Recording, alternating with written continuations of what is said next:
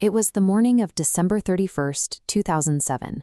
Employees of the South Malabar Grameen Bank in the small town of Chelembra, Kerala, unlocked their front doors to start the work week. But as they walked inside, they noticed a thick layer of dust coating the floors.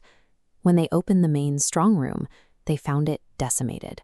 To grasp the scale of the theft, look at this breakdown. The thieves cleared out 80 kilograms of gold and large stacks of cash. At today's valuations, that exact haul is worth upwards of 110 crore rupees, or over 13 million US dollars. It remains the largest bank robbery in Indian history. The local police immediately ran into a physical impossibility. Every exterior door was perfectly locked. Every window was intact. No broken hinges or picked locks. Instead, there was a massive, gaping hole carved straight through the concrete floor, dropping directly down into a restaurant on the ground level. Joseph bypassed a bank's heavy external security by redefining the building's physical boundaries. He avoided the fortified doors entirely by approaching the vault from the one angle the bank hadn't secured, the floor. The mastermind behind the operation was a seasoned local thief named Joseph. While conceptualizing his ultimate score, he found his blueprint on a TV screen. He watched the Bollywood film Doom, where actor John Abraham's character breaches a casino by drilling through the roof. Joseph decided to replicate the tactic in real life. To pull it off, Joseph needed to control the space directly beneath the bank. He learned the restaurant on the ground floor was failing, so he approached the owner using a fake name, Babu. Wearing a distinct cap and sporting a heavy beard, Babu paid a hefty security deposit in cash, legally rented the space, and put up signs claiming the restaurant was temporarily closed for renovations. With the perfect cover established, Joseph and his crew spent the New Year's weekend inside the darkened restaurant. They used heavy marble cutters and gas torches to chew through the concrete ceiling. They wore rubber gloves the entire time to avoid leaving fingerprints, and even used fake license plates on their getaway car to transport the gold out of the district before dawn. Babu executed a surgical analog crime. He manipulated a commercial lease to gaslight an entire neighborhood, operated right under the bank manager's nose, and vanished without leaving a single piece of trace physical evidence behind. Before fleeing the scene, Joseph left a very deliberate message behind. Written clearly in Malayalam on the restaurant's cash counter were the words Jai Mao. That short phrase was a reference to Maoist Naxalites, a well-known political insurgent group in the region. Finding that slogan at a massive crime scene instantly triggered a statewide panic. The media broadcasted the threat, and the local police force immediately mobilized a massive manhunt focused entirely on tracking down political extremists. While investigators scoured the state and interrogated political affiliates, Joseph's crew was safely tucked away. They had already fenced a portion of the gold, bought real estate in Bangalore, and were watching the authorities chase their tails on the evening news. This second mask functioned as a psychological weapon. By feeding the authorities a high-profile political narrative, Joseph successfully bought his crew their most valuable post-heist asset, time.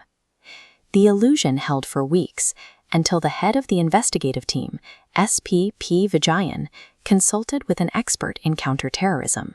The expert reviewed the crime scene and noted that authentic insurgents rarely leave convenient, theatrical slogans behind after an operation. The Maoist angle was a hoax. Realizing they were being played, Vijayan shifted his strategy. He stopped looking at the perfectly scrubbed physical environment of the bank and the restaurant and started looking for structural mistakes made during the planning phase. Through routine witness interviews with the building owner, police uncovered a tiny discrepancy. The man calling himself Babu had negotiated the rental lease using a second-hand, prepaid CDMA mobile phone. A criminal can wear gloves, use fake names, and wipe down physical surfaces. But interacting with modern telecommunications infrastructure requires bouncing a signal off a network, and that creates an invisible, unerasable footprint. To find that footprint, investigators utilized dump data. Every time a mobile phone connects to a network, even a cheap prepaid device, it pings the nearest cell tower, leaving a time and location record of its presence.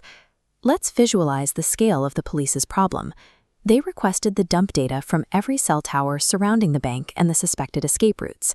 They were handed a digital haystack of over 4.5 million distinct calls. Somewhere in there was their phantom restaurateur. The police began filtering this dataset. They cross-referenced the precise dates Babu was known to be in the area setting up the restaurant, mapping those against the specific hours the heist took place. By matching these exact geographical and temporal windows, they narrowed the data pool from millions of calls down to just 63 suspicious points. Analyzing those 63 numbers, a distinct pattern emerged. There was exactly one specific number that consistently pinged the local towers during the restaurant negotiation, went completely dark during the hours of the drilling, and then pinged again on a known escape route early New Year's morning. Human misdirection had successfully stalled the investigation for weeks, but raw computational brute force cut right through the noise, isolating a single digital arrow pointing directly at the suspect.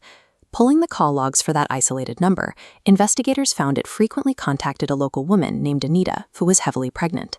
When police quietly tracked Anita down, a local constable recognized her. He noted that her husband went by the name Jason.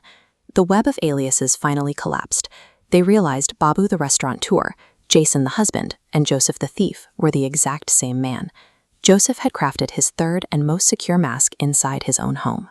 He had lied to his wife about his past and his true identity to keep his criminal life insulated.